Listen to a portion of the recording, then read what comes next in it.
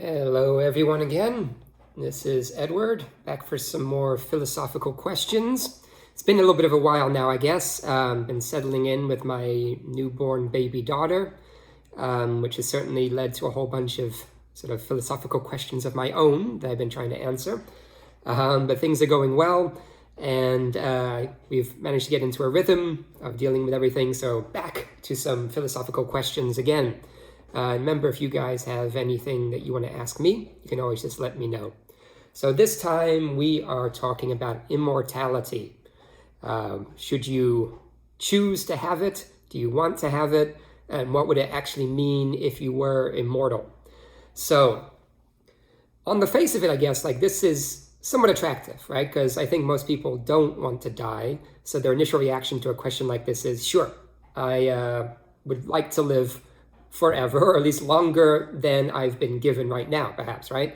Sometimes those things are quite similar in their thinking. But pretty much the answer is, yeah, I don't want to die, for most people, right? There's certainly reasons why, thinking a little bit more philosophically, you could say, yes, death is an important part of life, and we'll get to that in a little bit. But before we move on, again, there's always a few considerations, a few things we need to clarify. What would it actually mean to live forever?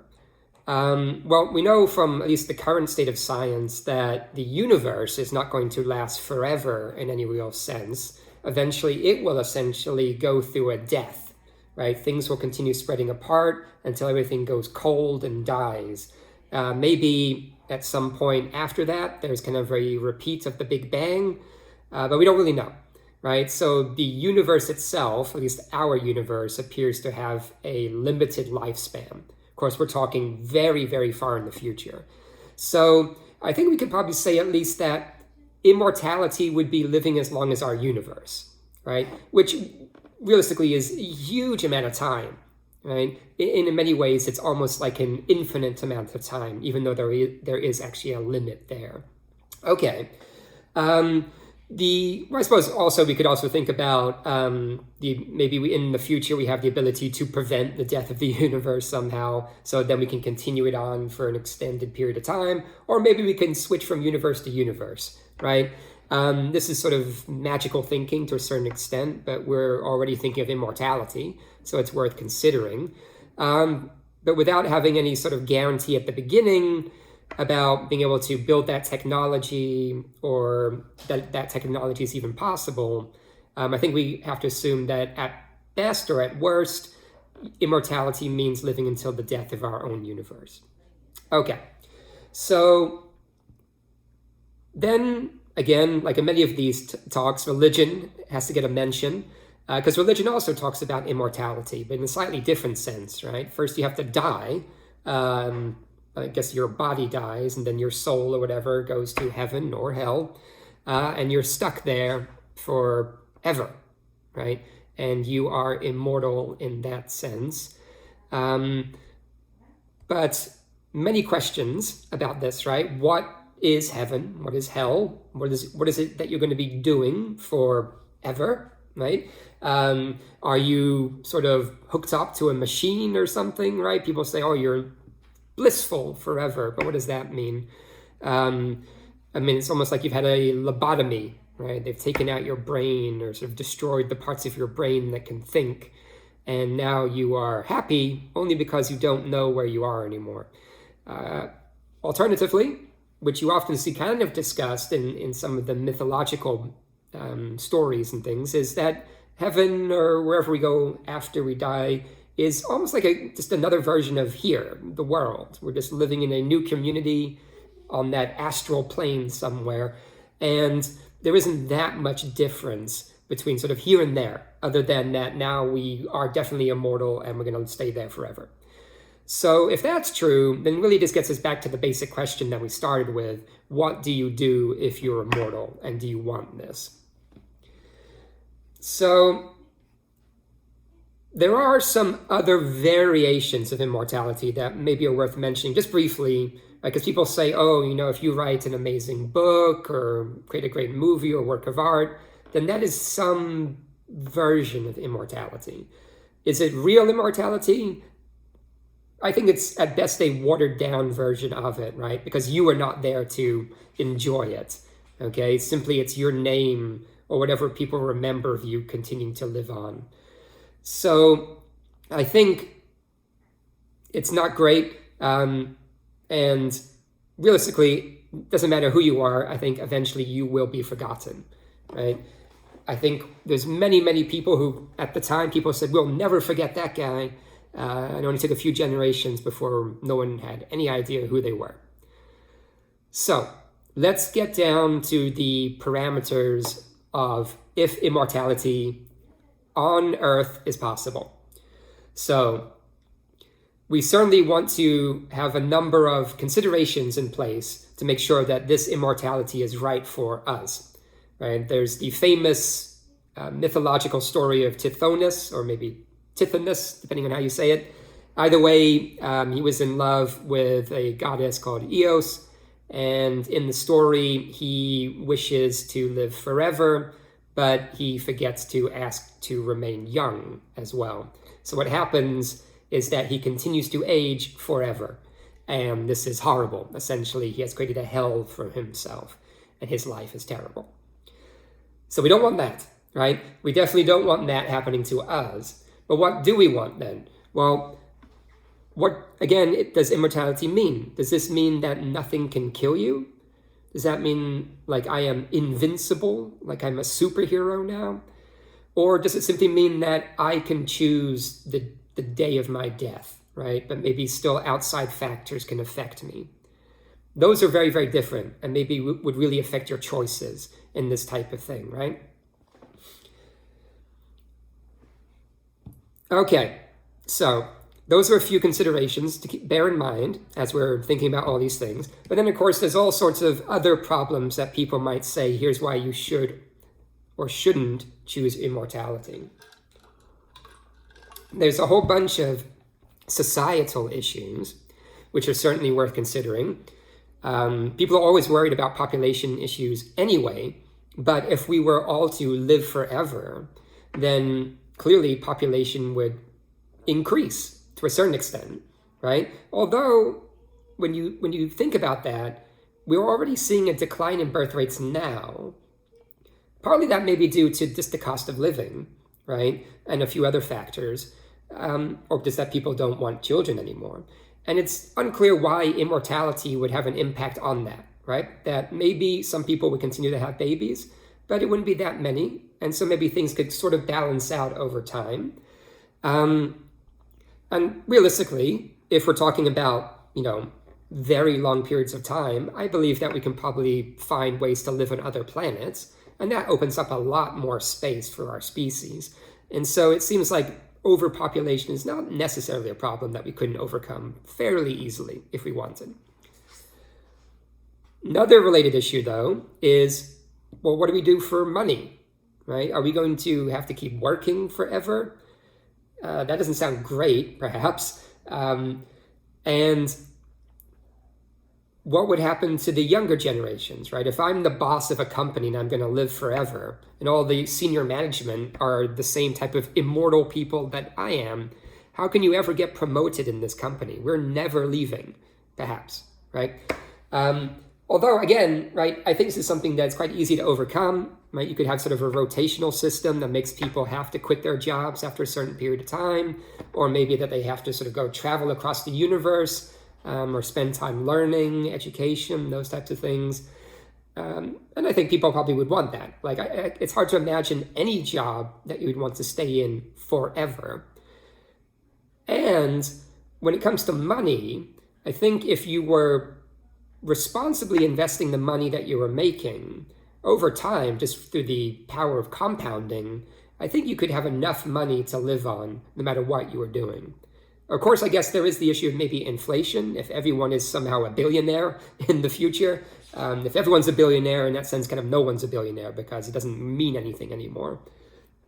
So that would be an economic problem that we would have to fix. Alternatively, right, there are things like UBI, Universal Basic Income. And if we just switched everyone to that, we're all kind of on the equal system, then maybe that's a fix as well, right? Let's see, what else? Well, I guess a big issue that relates to the work is we can take that to all of society. The first immortals, right, those people who are going to live forever, would appear to have an advantage in how they organize society, right? That they might be tempted to organize society in a way that benefits them, right? They're all in the positions of power. They make sure that all the benefits and policies sort of accrue to them over time. And it's very difficult to change that situation, perhaps, because of how they've set the system up in advance. I mean, in a way, you can sort of look at what's happened with the baby boomers right now. They, in America at least, have created a number of policies that are very beneficial for them and not great for everyone else. Okay, lots of money flows to them, and they are kind of maxing out our pension systems and all sorts of things.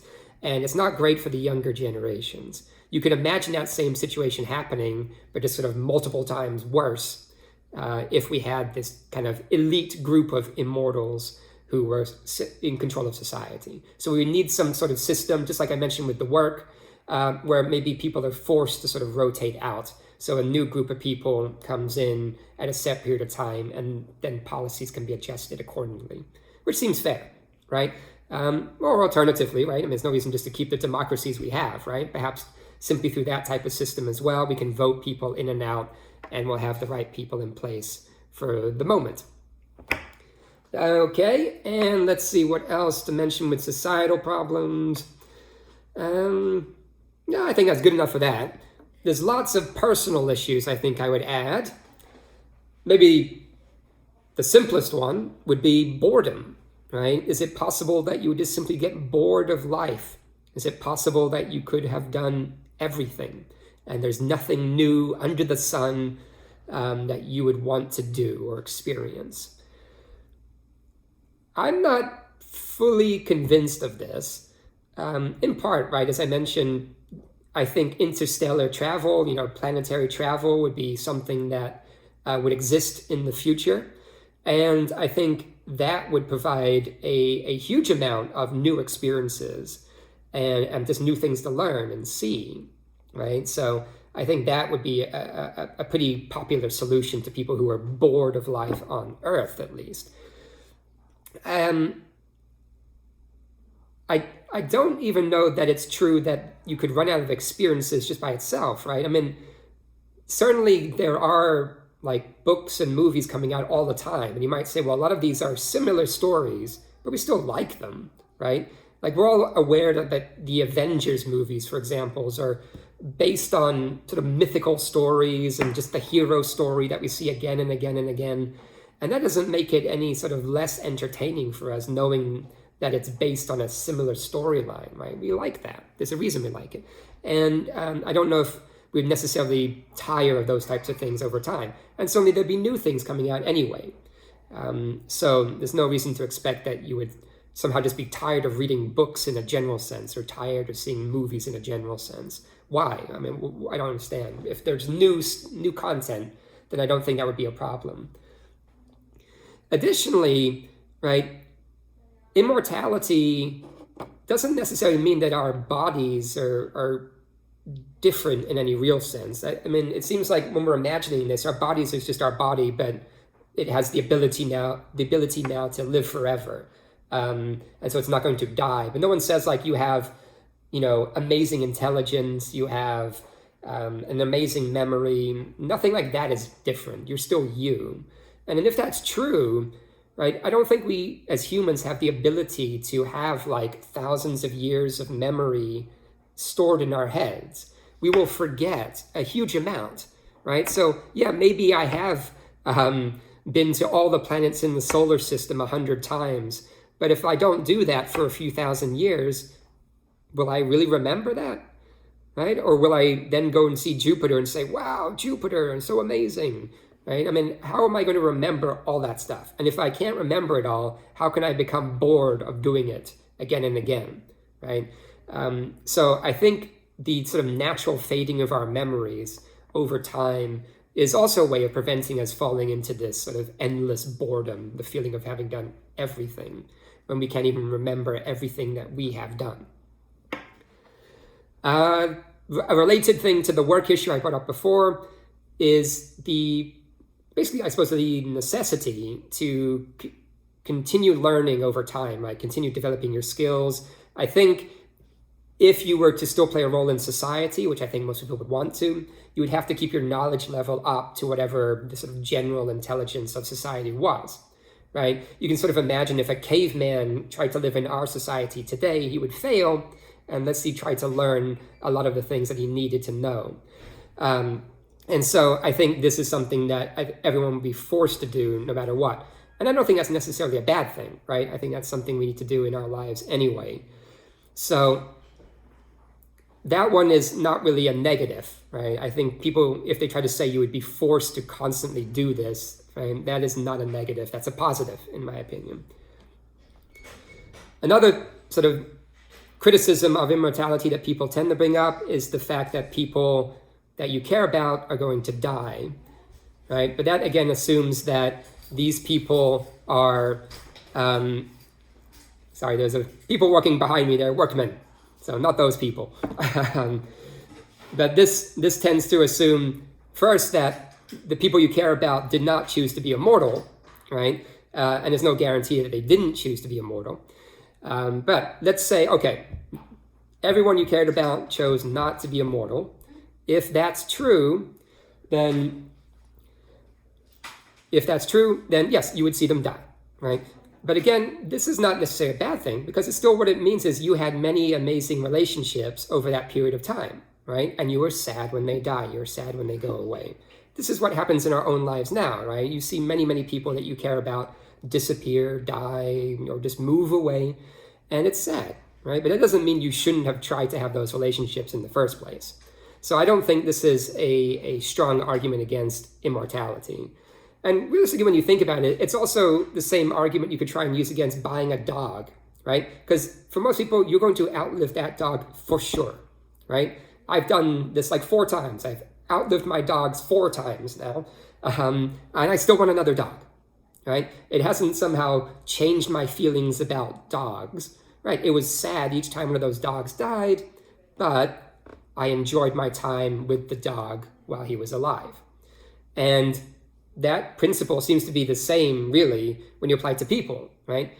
If I live forever, why would I still not want to have relationships with people, right? Yes, I know that I'm going to outlive some of them if they choose not to be immortal, but I can still have a very nice time with them, right? I don't think there's anything against wanting that still. So I am not persuaded by this argument here, for sure. Another one that I'm not even certain how true it would be, but possibly over such a long period of time, evolution comes into play, right? That the human species would continue to evolve and it would change into something else. I don't know what it would change into, but given that you were born much earlier on, you would not change into that, at least if it was a physical change, right? But if it was somehow a technological change, like sort of emerging with the machines, then you could simply do that yourself, I guess, right? There wouldn't be that much of a problem there. But if it was a physical change, I suppose at the very least it would be weird, right? You would look weird, or the other people would look weird, depending on whose opinion we're looking at there. So all of that could possibly be an issue. How big of an issue? I don't know. And maybe it's simply something plastic surgery or something could take care of. So I don't think it's a big problem, but it could be a problem over a long period of time, at least. And another big criticism of immortality is the argument that somehow we need death in our lives to make them meaningful. And this one is perhaps a strong philosophical argument, I think. You always hear it said by, philosophers. But, do you know anyone in your actual life who sort of thinks like this, really thinks like this? Because it seems a very strange way of thinking, right? I mean, you can sort of imagine that you're watching, you're watching another episode of America's Got Talent, right? As you're watching it, are you really thinking to yourself, gosh, this exquisite, precious moment in time is so wonderful because I know it is fleeting and I will be dead and the moment will also disappear in time? Is that really what you're thinking as you're watching America's Got Talent? Have you ever had that thought about anything in your life before? Probably not, right? I think only a select few weird people tend to think about their lives in this sense. Certainly, the fear of death is perhaps something that pushes you, but not even on a daily basis, right? Yes, we're all aware that, oh, death is a possibility. But then, like I said, America's Got Talent is the most watched show in America, or one of the most watched shows. If people were really that motivated by the knowledge of life being short and finite and death an imminent possibility, why are they watching that show? Right? That does not seem the best use of time. If they really believed everything these philosophers say they believe, then why aren't they all philosophers or artists or something, right? Or maybe it is that America's Got Talent is the highest form of artistic work we have these days, and so they are making a good use of their finite time before the embrace of death itself. I don't think so, no. And so I'm not particularly persuaded by this argument either. Yes, death is part of life as we know it, but that's only because that's the way it is, right? Long time ago, living until you were the age of 20 and then dying was life, right? And then we extended our maximum age much higher, right? So now we can live perhaps on an average to the 80 years old, whereas a long time ago it was only 20 years old. So did we somehow make our lives less meaningful because now we live 60 years more? I don't think so. I don't think many people would argue with that. So why are we suddenly not using that same logic when we extend life out further? So I disagree with the philosophers here, for sure. And speaking of death, right, I think it's kind of a positive here. Death is scary, right? I think most people are not that excited to die. Certainly, there's periods in your life where you can imagine death would be the best escape from whatever you were in. But if you have a healthy and happy and fulfilling life, I think death is something that none of us want, and none of us want to spend much time thinking about. Immortality fixes this problem, right? Or at least gives you the power, perhaps, to make your own choices, rather than having sort of random life control you. So, those are sort of the big sort of criticisms and thoughts around immortality, right? You can sort of see the pros and cons hidden within that conversation. And as you may be sort of feeling from my own talk, I'm not fully persuaded by the arguments against immortality. But if you choose immortality, I think before you choose, you need to make sure that certain conditions are met, right? I would not be choosing it if I'm going to end up like Tithonus, right? Remember, he was the guy condemned to live forever, but continuously aging and sort of deteriorating in his own body. So he's sort of condemned to a horrible existence, right? This is meant to be a story that teaches us that death is good, right? But I don't think that's quite true. So if you want immortality, it needs to come with an escape hatch, right? It needs to have choice built into it. If you want to be able to end your immortality, you should be able to, and then you can die, right? So it needs to have that ability. If you want to go all the way to the end of time, good for you.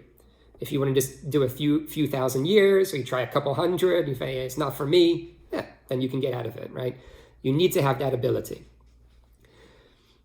I would also probably add in the need, I don't know if it's even a need, but well, maybe I would say need. It's a need. You need to add in the need for random chance, right? Outside factors still have to have the ability to kill you. So you're not Superman, right? You're not invincible, right? So if you're walking on the street and you get hit by a car, that car could kill you, okay? Medical science can continue to advance and all of that, but factors outside of your control need to be able to kill you still. I think this would then keep that what could we call it? You wouldn't feel so safe in life, right? You wouldn't feel so comfortable. You wouldn't necessarily be able to feel that life was boring, given that you could die at any time still, I guess is the point I'm trying to make there. And finally, of course, right, we've talked about Tithonus many times. His key point as well, right, is you're going to mention immortality or wish for immortality, you need that eternal youth part too, right? I don't think any of us want to see what we look like when we're 10,000 years old if we've been aging that entire time, right? We want that ability to lock in an age that perhaps we can choose, right? So maybe you can go backwards a little bit, say I want to be 20 again. Why not? If we're talking about immortality, why can't you choose the age you want to be kind of stuck at? Or maybe you can adjust it over time even as well, who knows? But I think having that ability to stop aging, to freeze it, is a key part, right? You don't want to have your body break down. So that is something that you do need to be able to control. So I suppose, even though I talked about random chance, I suppose that internally in your body, we want to reduce random chance as much as possible, perhaps to even zero. So things like cancers, dementia, it's the breakdown of your whole body. Those things are stopped. That way you are able to live a healthy life for as long as you choose. So if those factors are met, then I don't see why you would be against immortality. Because all it's really saying is you're being given the power to live as long as you personally want, right? As a healthy individual. All the societal problems that we mentioned, like overpopulation or the issues around employment or money, those things I think can be solved, right? We as a society have been dealing with these types of problems already, realistically, right? We have population issues, we have food issues. These are things that we are fixing. And in the future, I believe that we will be living on multiple planets. We will have the ability to travel easily between those places. And so there's no reason why we would sort of run out of space in any real sense, right? Or that we would run out of supplies. So I think realistically, that's not an issue. When it comes down to the choice, it's really a personal choice. And I can understand why people might not want to choose any type of immortality at all. Perhaps for religious reasons or even philosophical reasons. But I think for most people, right, this seems like a no-brainer. Yes, I want the choice, I want the power over my own life, and I want to be able to decide how long it is, not the outside world as much as possible, right? But you do need some of the random chance there just to make life exciting, okay? So immortality, it's for you.